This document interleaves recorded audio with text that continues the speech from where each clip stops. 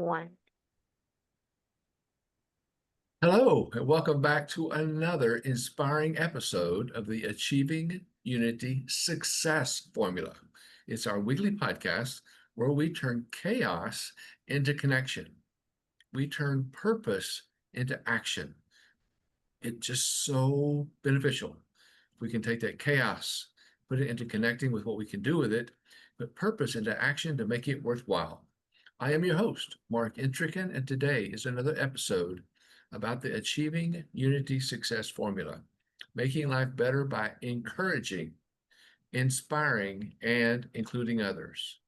Today's guest is Jamie Martin, a dynamic force in the world of women's leadership and empowerment in STEM, STEM.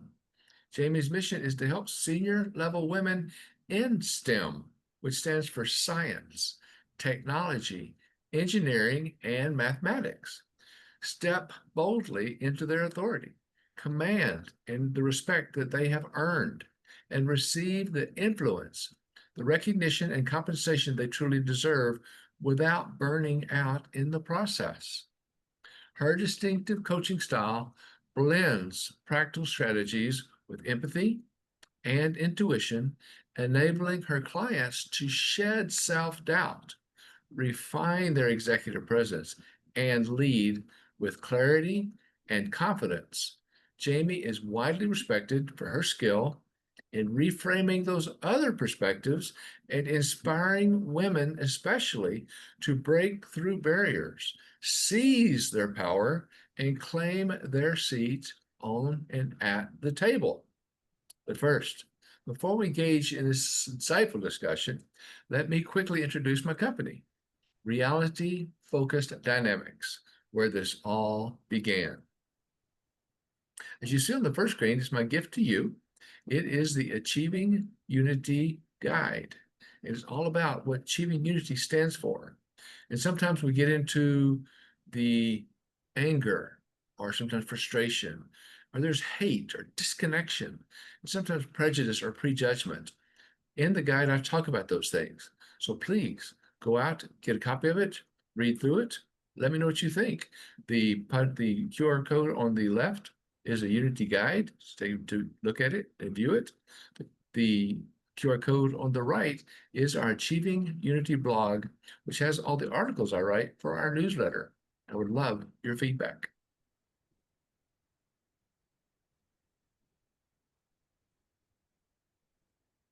The Achieving Unity Success Formula weekly podcast number 48. I'm so glad of you that come back, that continue to watch our video. It is out about 3 days after the podcast is over. So please go watch it. Send it to others. Make sure and share it with everyone you can.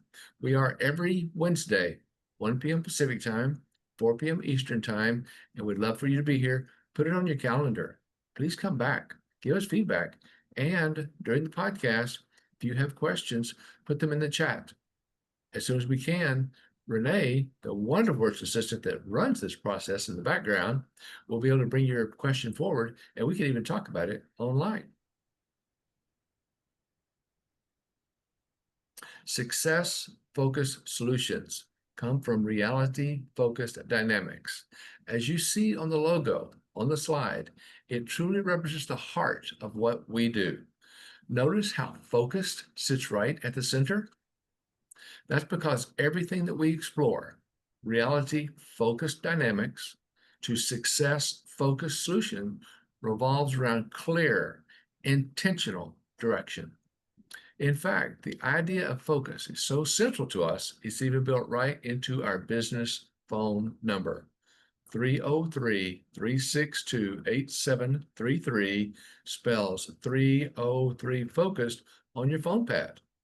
We believe that by being truly focused on what matters, we can create meaningful change short term and meaningful improvement long term.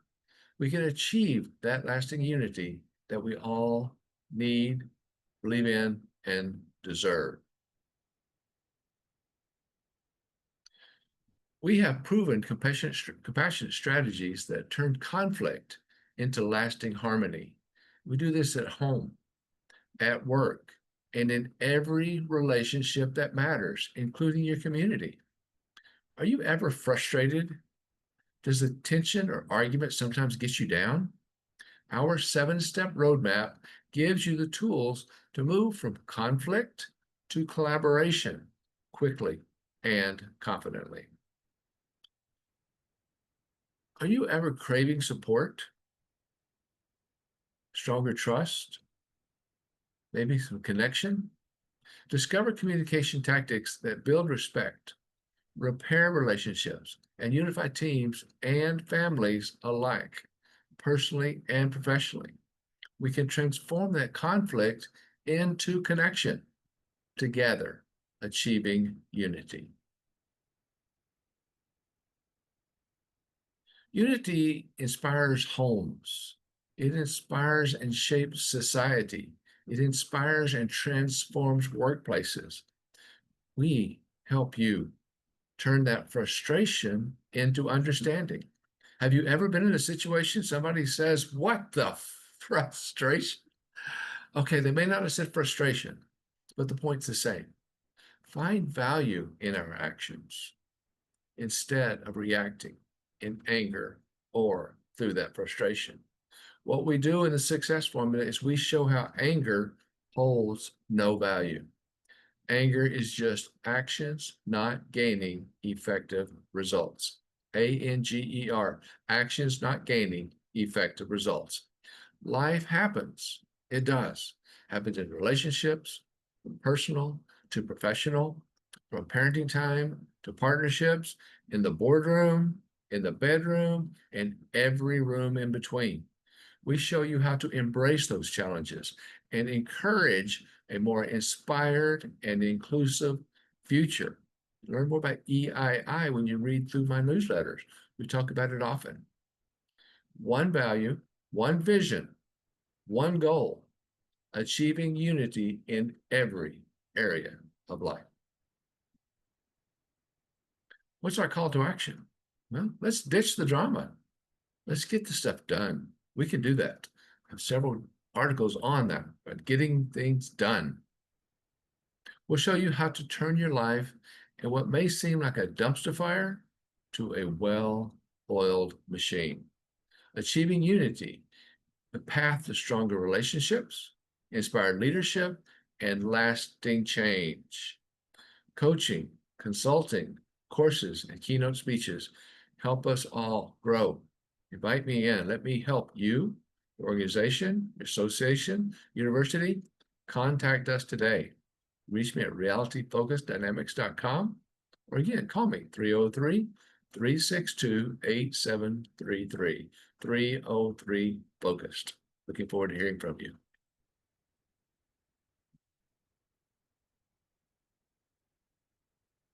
The next 5 podcasts, again, we are every week. Come join us every Wednesday. We are in the mothers, moms, and parenting all of August. So next week, we have Julie Lithcott-Hames. She's going to talk about how to raise an adult. How many troubles do we have with children today? It's a challenge. Come back and listen to Julie next week. Let's learn more about the process. Next week after that, on August 27th, Martha Burek can come back and say, yes, you can raise happy, responsible children. How many times a day does that not seem possible? Happy and responsible? Come back. Listen to us on the 27th. We can talk more. Then the 1st of September, September 3rd, Sue Papp is going to come back and talk to us about new beginning. Where are you right now? Do you want that new beginning? Come back to us. First Wednesday in September. Let's learn more. Then Scott Schilling, creating authentic relationships that matter. So many times there's relationships out there that can mean so much more. Do we know how to do that? Are we doing it as well as we could? Come back. Listen to Scott. Let's talk about that a little bit more. And then the middle of September, on September 17th, Madeline Johansson is going to come talk to us about self-publishing.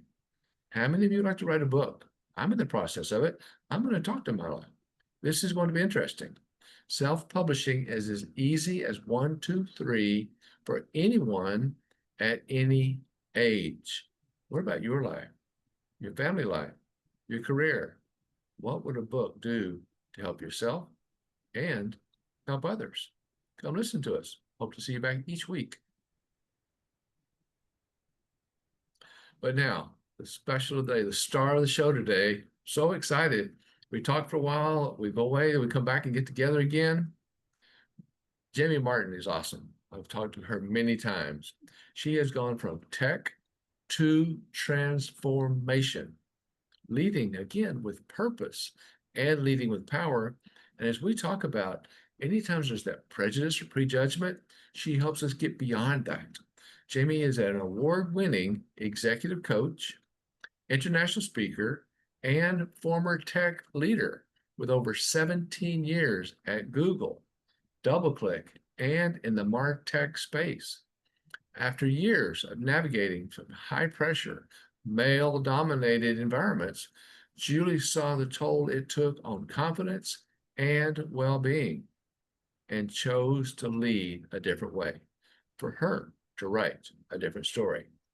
Today, she empowers senior women to STEM in science, mathematics, engineering, and I just lost that last one. Science, Using mathematics, manufacturing.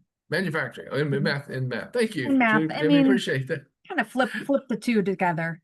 It works because it all comes out because she empowers us and even helps me in the process in clarity, claim their influence, and lead boldly without burning out. How many times do we burn out? Too many of us, too often. With deep empathy and practical strategy, Jamie helps women shift from self-doubt, insecurity to executive presence and changes the system instead because we need to change ourselves first. So please help me welcome Miss Jamie Martin. Jamie, Thank it's so great to you. have you here. It's so great to be here, Mark. We talked, I mean, we said this at the beginning. We talked, feels like ages ago, and this has been on the calendar for that long. And I woke up this Yes, morning, I'm like, oh, we're doing this today. It's amazing. It's here.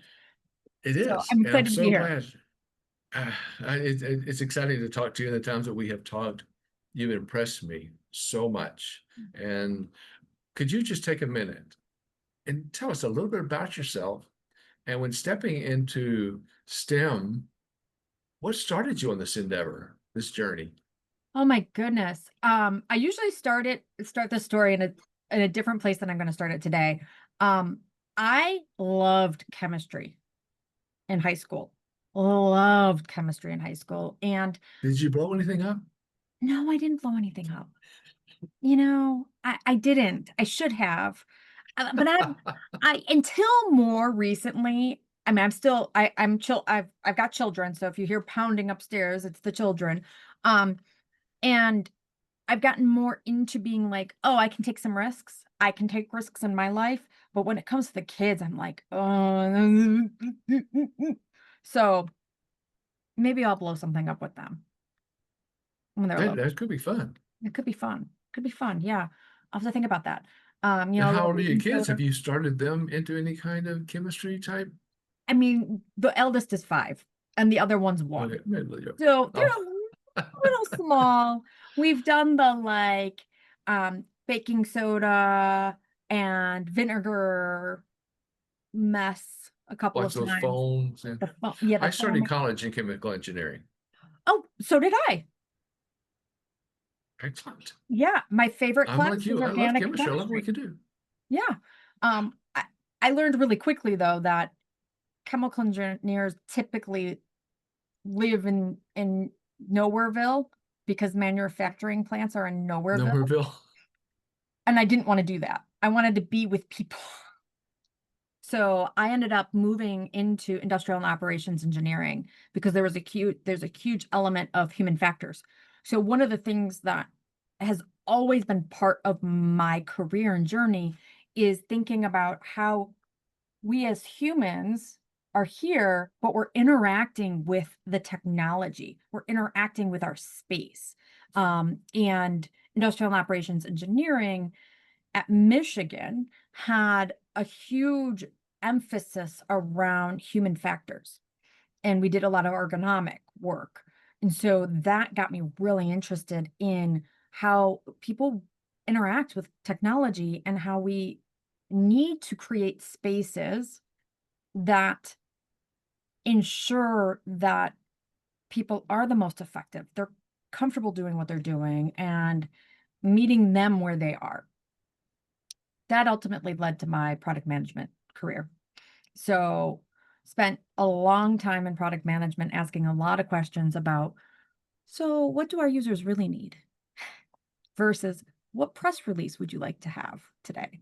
Um, that was I said that yesterday to some women in my networking group, and I was like, for me, I had to get out of that zone because I needed to be where we're moving the needle to not just meet the press release, not meet the dollars, but actually meet the people on the other side of it.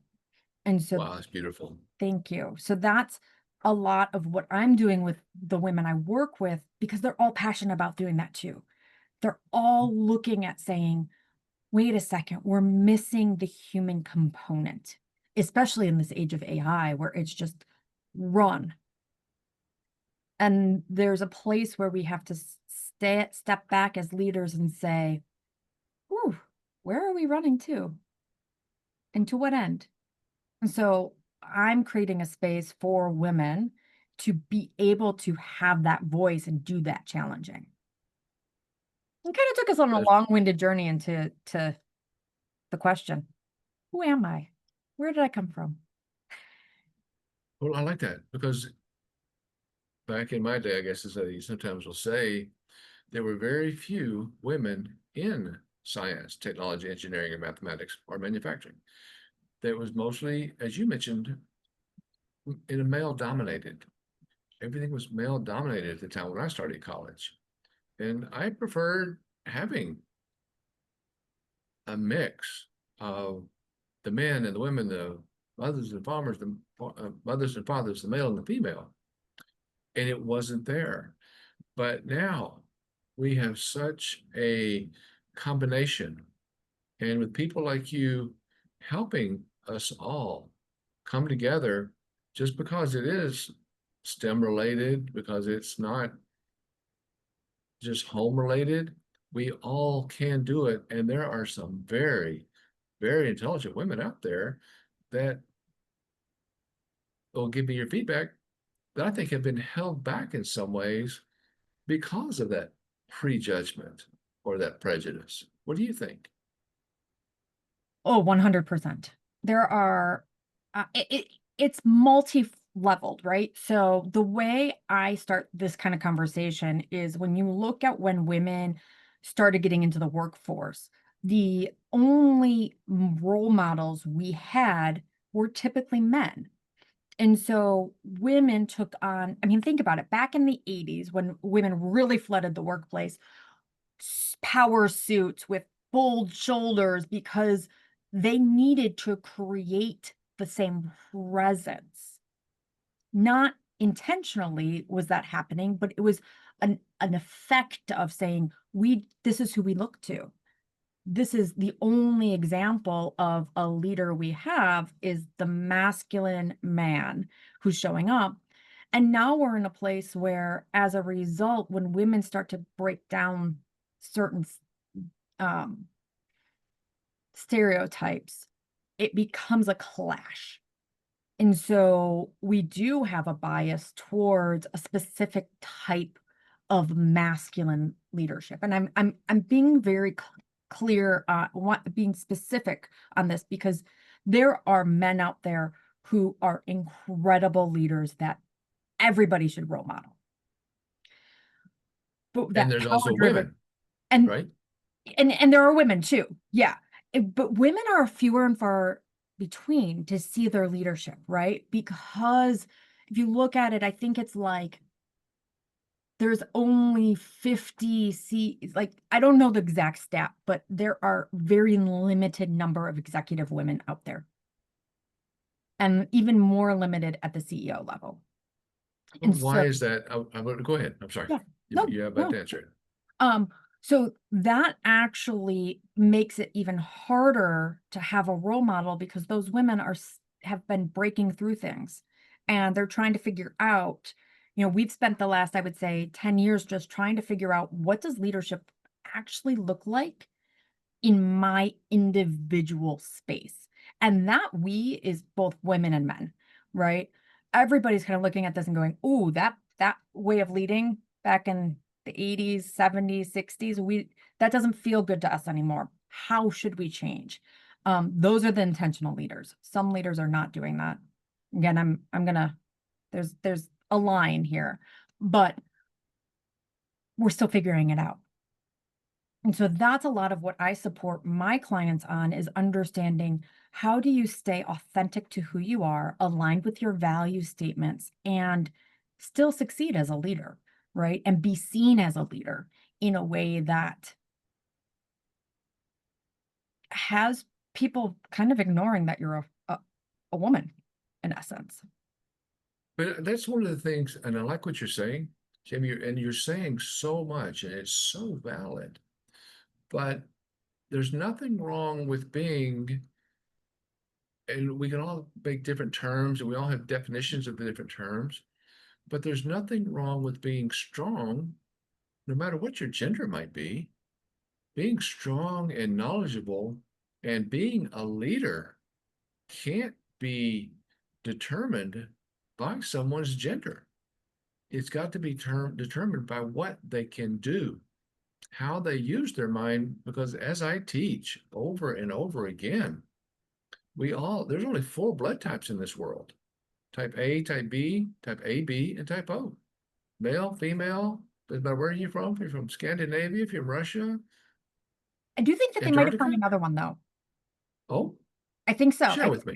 I don't totally remember, but I feel like I saw something that they found a new one, a very rare blood type. But I digress. I agree. I agree that it should not matter. But there's key word, should not matter, because there is this phenomenon that occurs, and it's been studied. It has actually been studied where a woman and a man can walk into the same room, say the exact same thing with the same tone. The woman is labeled aggressive, the man is labeled a Exactly. leader. That has been in, like you're saying, that has been in so many studies.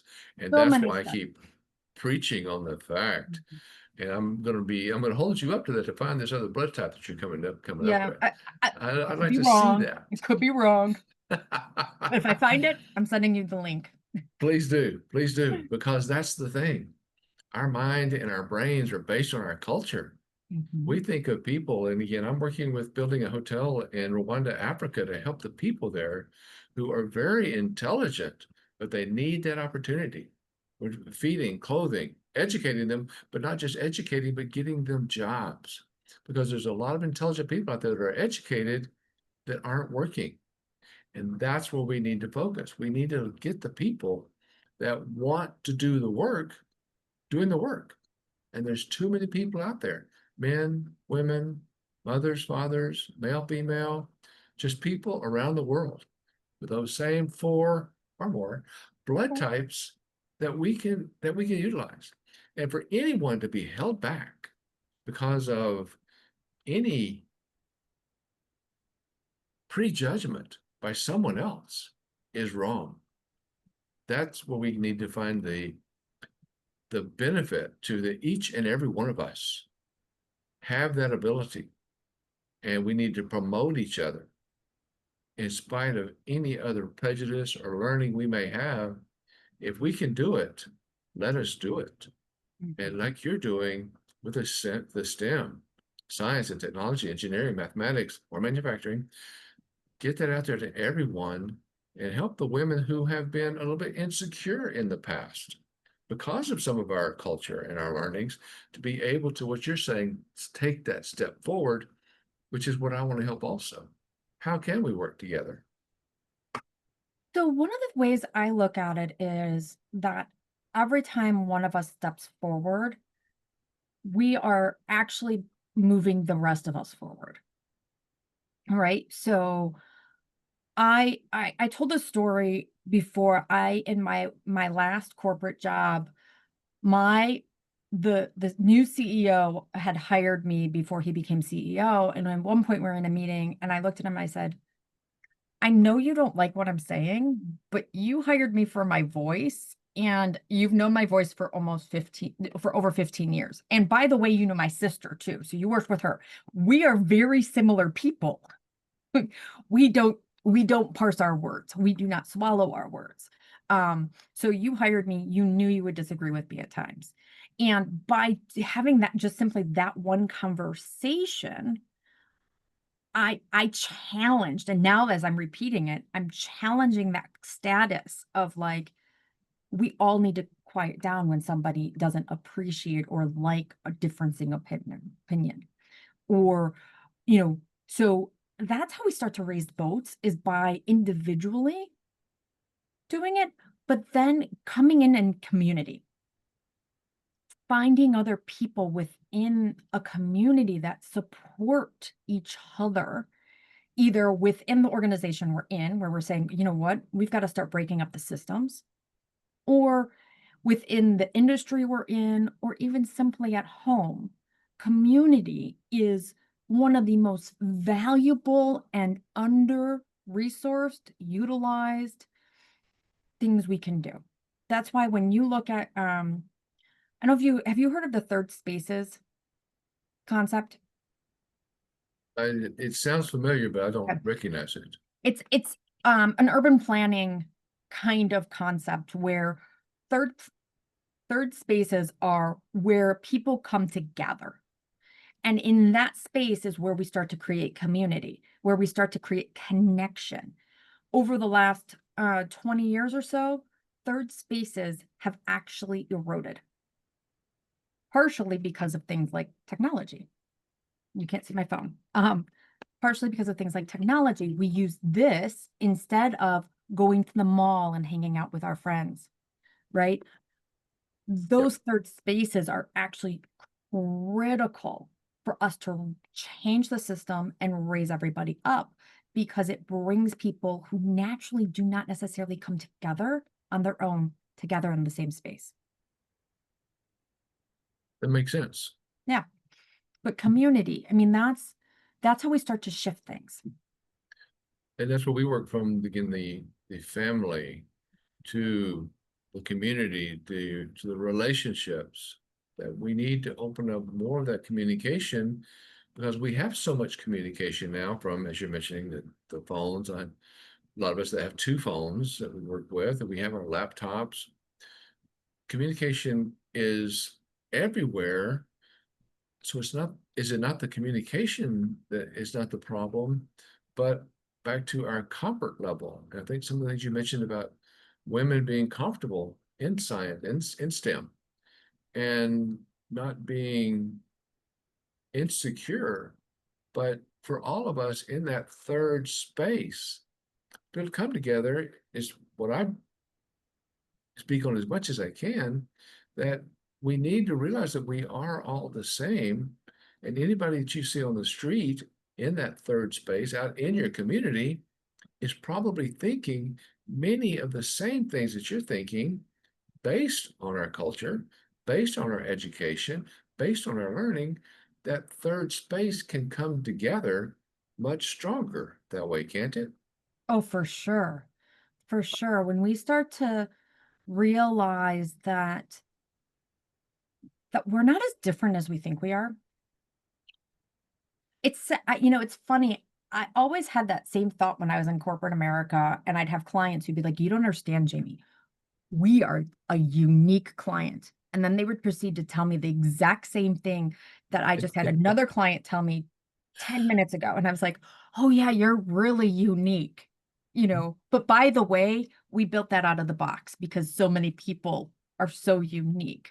But it's just to say that yes, we have uniquenesses about us, but our experiences, there's a fundamentalness to them, right? Experiences as a parent, especially today as a parent, it's lonelier than it's ever been for parents. It's complicated. My mom keeps being like, why do all of you parents, young parents, go and seek professional support for your children?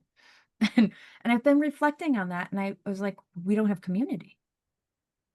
We don't have the community, and we don't have the community who understands some of the complexity that has now arrived in in our world, navigating things like social media for our children, or navigating these challenges of COVID, even, which I've learned how to it has now started. They're going to start to show up studies that children in the early phase, like my son, 5-year old, they're 5-year olds now, are going to be diagnosed more and more with heightened anxiety because they absorbed their parents' anxiety at their most vulnerable place.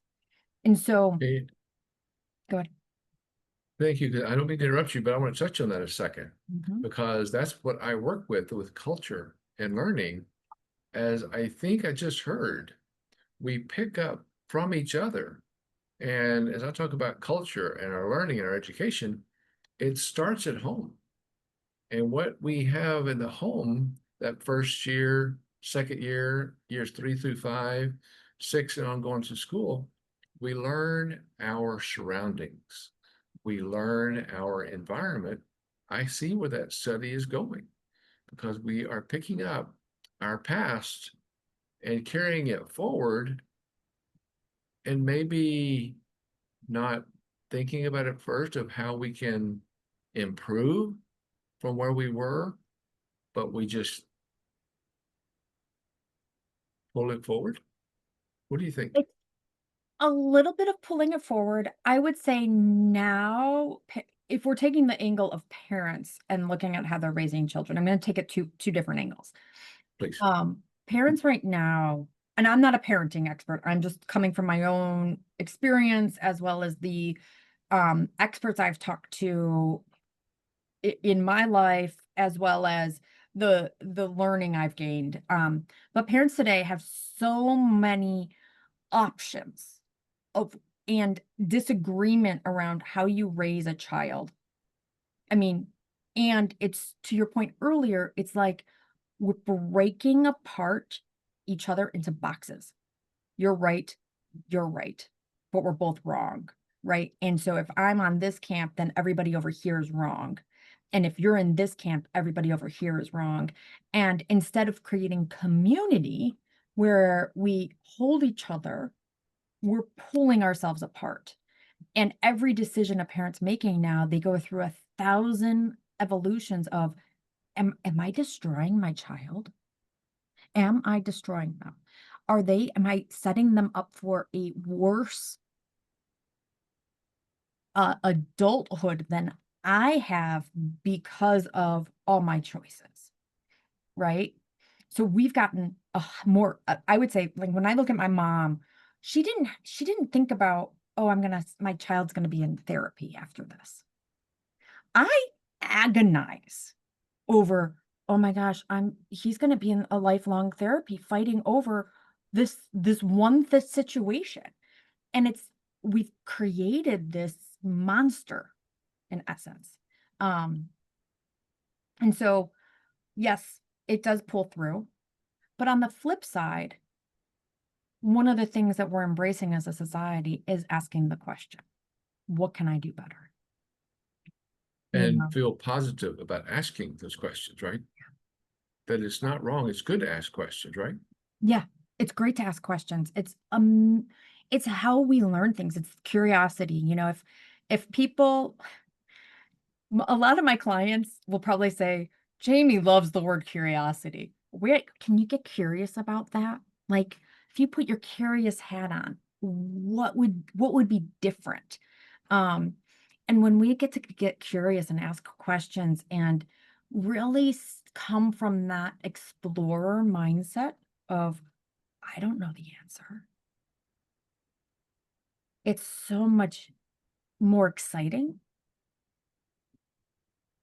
And I think you opened up a lot right there, Jamie, when you said, I don't know the answer.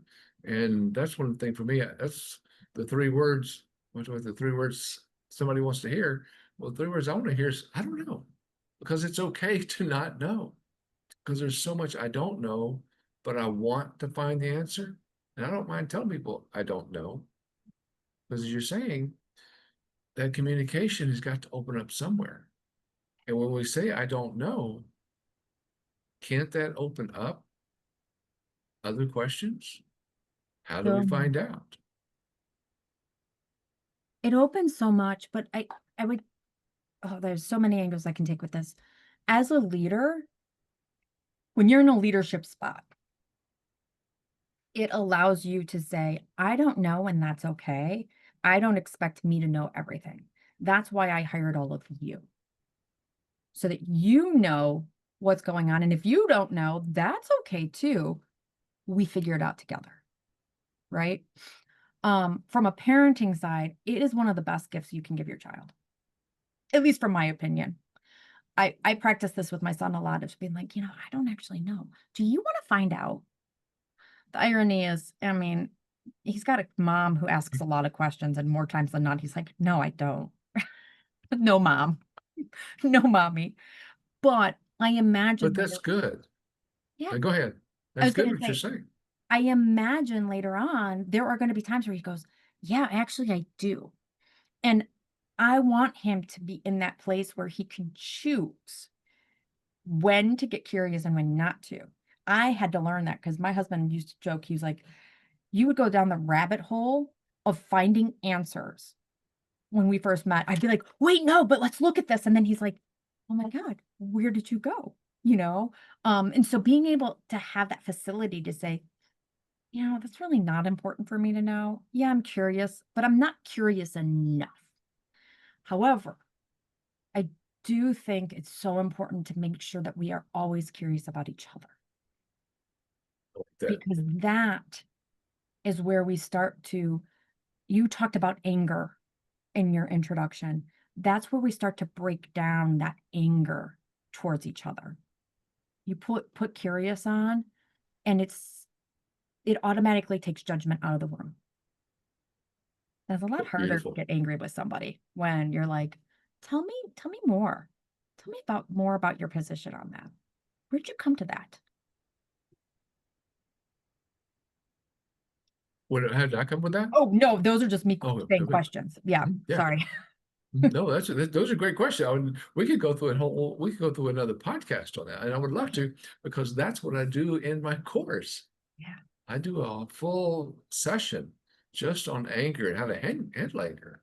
And that's one of the things that brings up some of the challenges that we have today. And if I can kind of take that to another step, you have challenges, as we talked earlier, with STEM.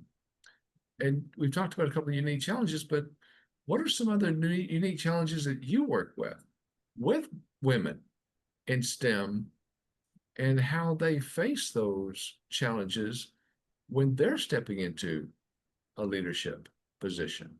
Oh, yeah.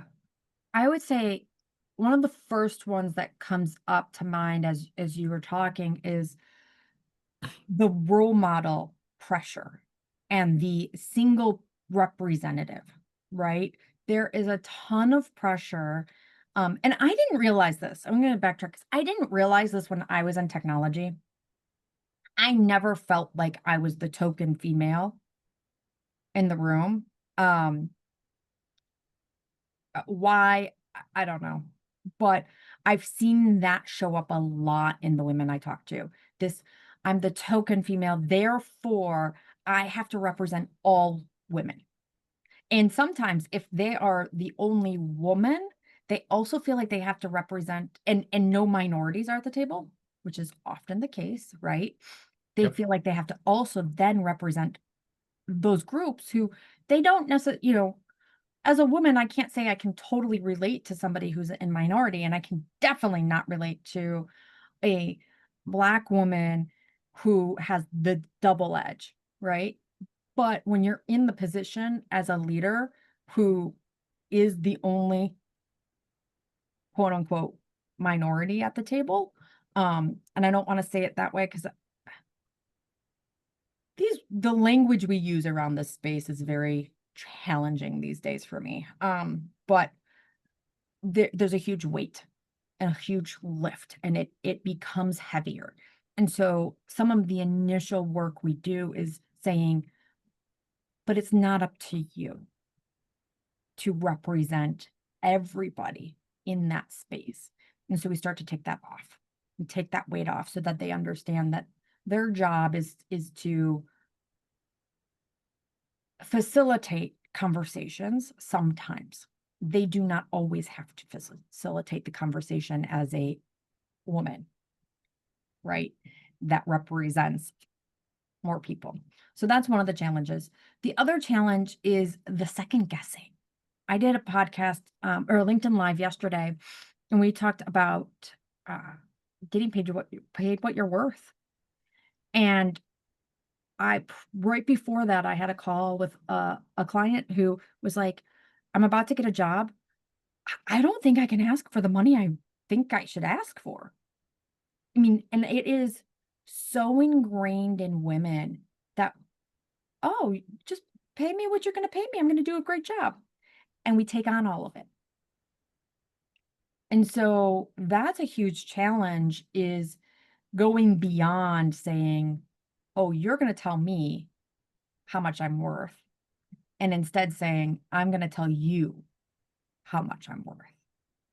and perform. And like you said, because they take that job, and when they compare that to others, any gender, anything, the ability for them to do their job needs to be measured for all across the board, male, female, any kind of color. And I always say the darker skin, the lighter skin, because Art Still and I he was on my podcast, great guy, NFL champion, Super Bowl winner, speaker, coach. We talked about skin color. And have you ever put your hand up against a white piece of paper? Oh, I'm not Am I white. white? I'm No. not white. If you put up a black piece of paper next to anybody else's skin, they're not black. We're darker shades of tan. But that Yeah. takes me back to my whole gist of some of us have better tans and others of us have, I should say better, darker tans and others have lighter tans. But Yeah. we're all just a different color tan. And we are all the same. And to look at somebody because they have a darker skin or a lighter skin and not look at their education, male or female, man or Experience. woman, mother or father, that's degrading to ourselves. And so, sticking with what you're talking about, we need to make sure that we're letting everyone challenge themselves and do the job and not let somebody else grade them because of a salary. If they're doing the job, no matter who they are, where they came from, they must be paid the same as others that are doing that level of work, right?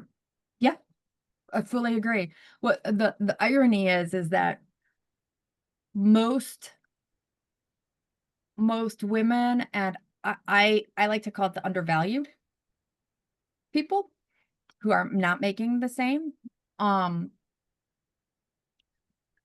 are doing They're more. undervalued by someone else. They still have the Oh value. yeah, They no, are they're not. undervalued by leadership, right?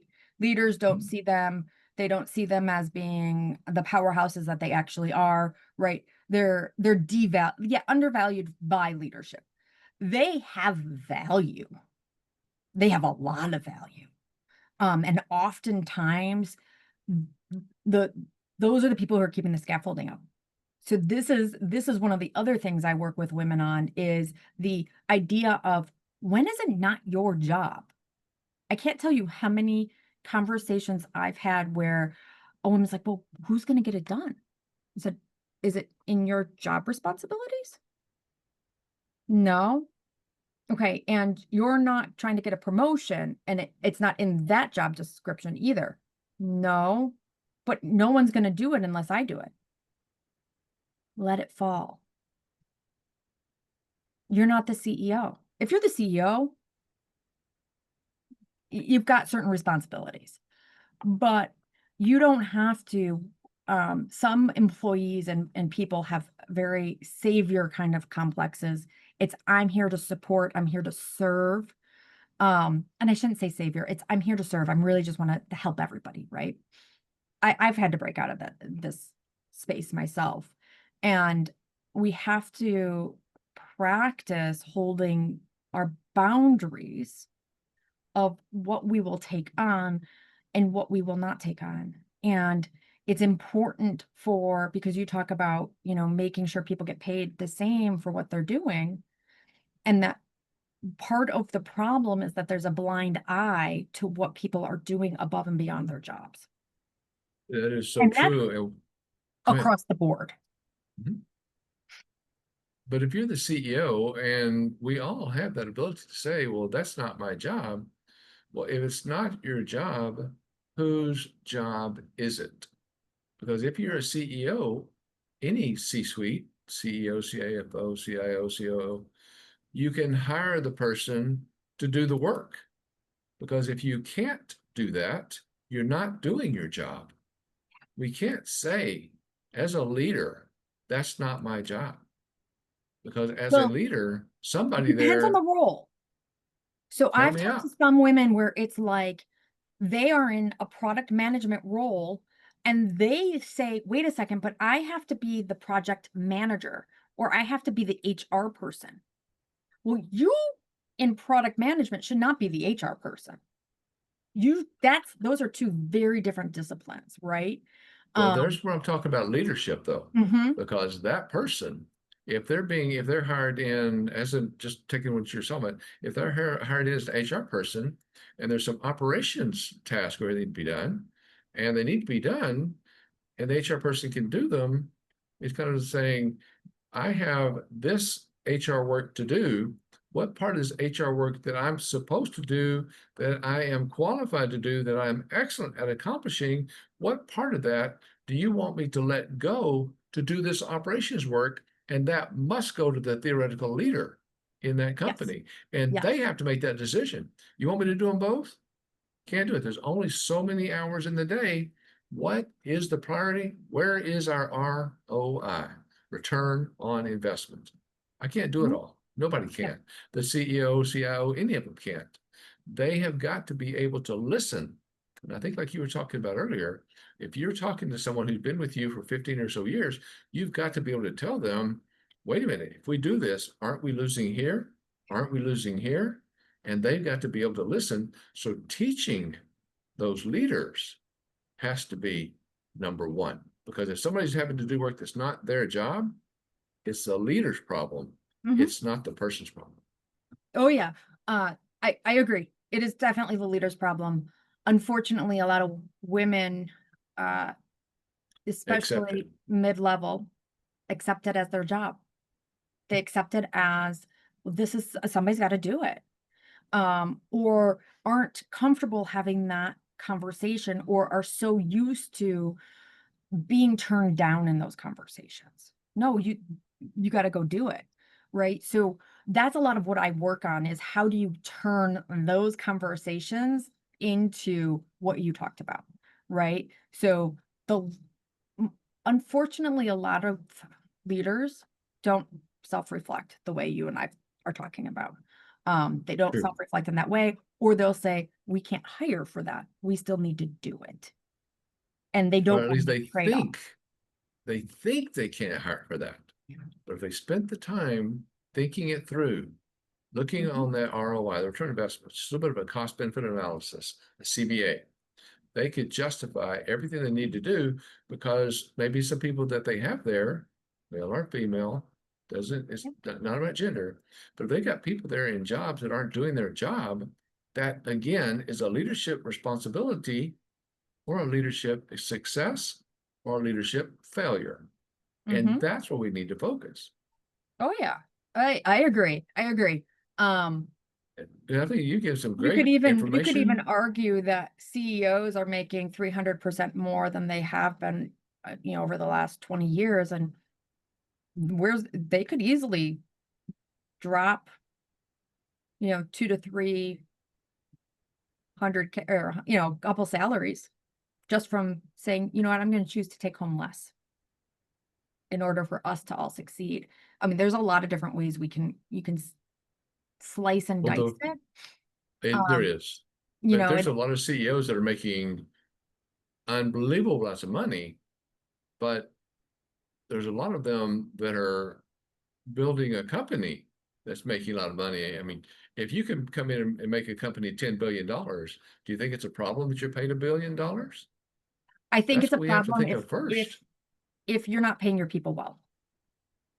I do think it's a problem if Good you point. are making significantly more than every single employee on your payroll.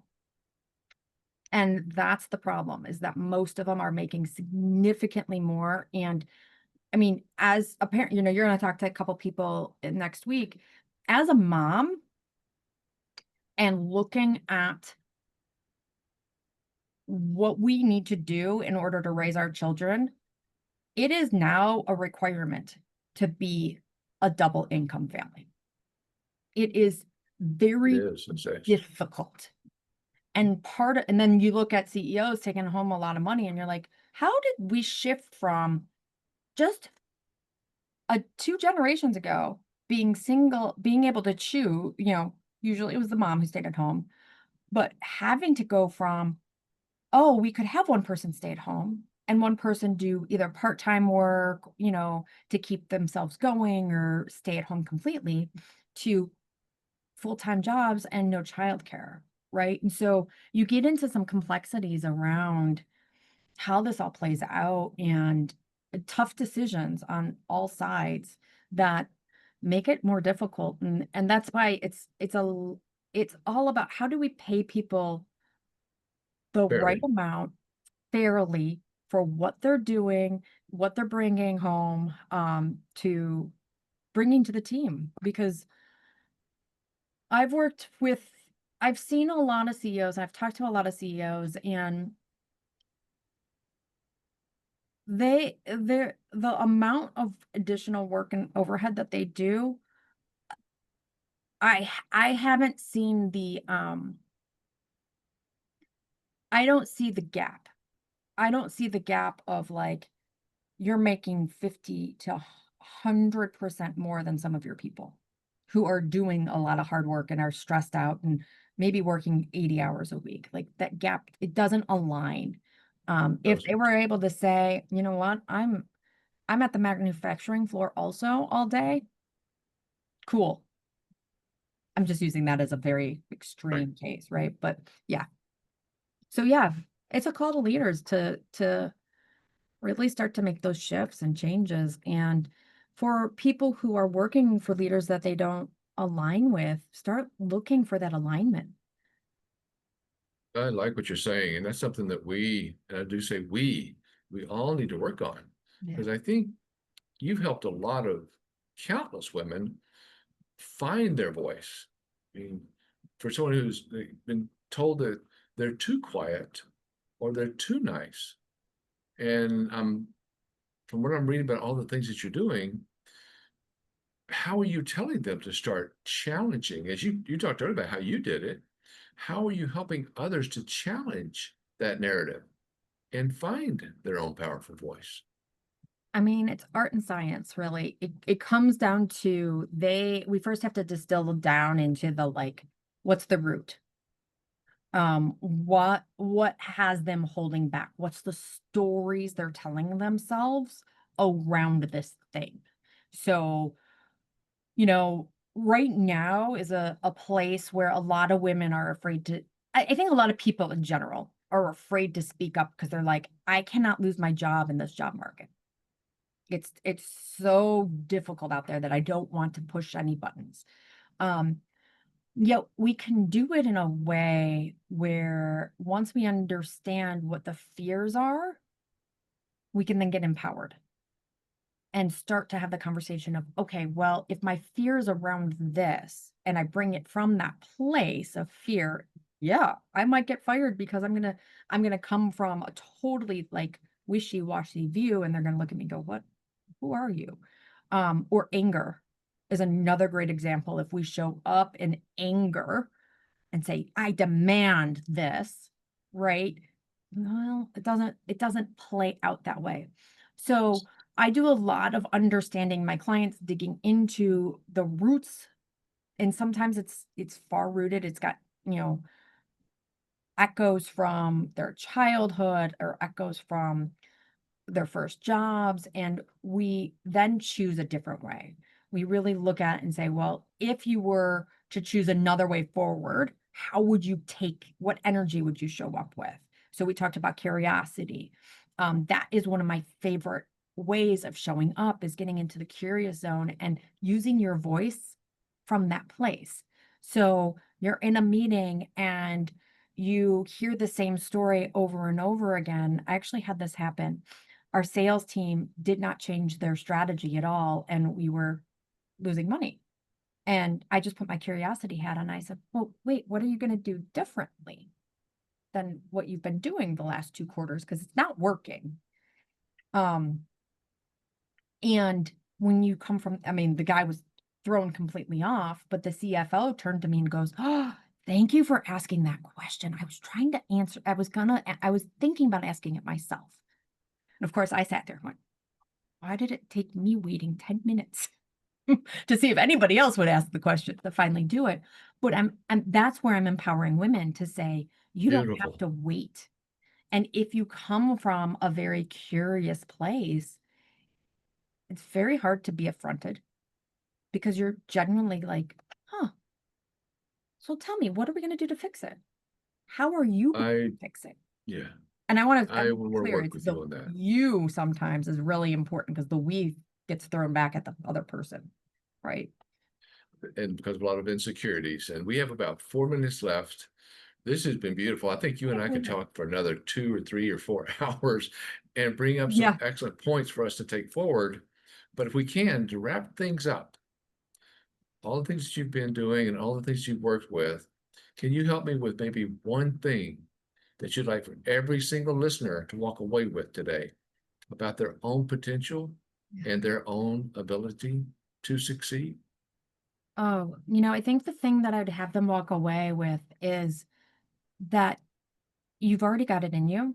You just have to tap into the courage to do the scary thing that we can do. I keep saying this to my son, he hates it. You can do hard things. And when you put your foot forward to do a hard thing, the magic of possibility opens. Magic of possibility. I love that. Thank you. Jamie Martin, you are a dynamic force in the world of women's leadership. Thank Your you. empowerment of STEM and your mission to help the senior level women in STEM, science, technology, math, engineering, and math is unbelievable. It's just it's something that we all need to know and work with. And with you as the founder of that free working network space, we didn't just to talk about for Oh, women we in didn't talk tech. about it. Where women can practice executive networking and build powerful relationships in a supportive and pressure-free environment. You also host a LinkedIn live event series, right? I do. Featuring diverse leaders who share proven strategies for visibility, influence, resilience, covering topics from neuro, mind inclusion, and the busyness trap to wisdom for sustainable success. I wish we had another hour. Your I know. impact has been recognized, honors top 15 coaches in Chicago, top women's empowerment coach, nomination for Speaker of the Year by Women in Tech. You've got insights that have reached broad audiences through features on Forbes, Data Bites, Women in Data, Boxer Conversations with Coaches. Jamie, it's been an honor. How can people get a hold of you? The best way to get a hold of me is on LinkedIn. Uh, Jamie Martin, but then there's Karcheski. So you'll know me from all the other Jamie Martins if you see the parentheses Karcheski, because that's my maiden name. That's the best way to get a hold of me. Connect Could you with me spell on that for there. me? Karczewski. Like it sounds.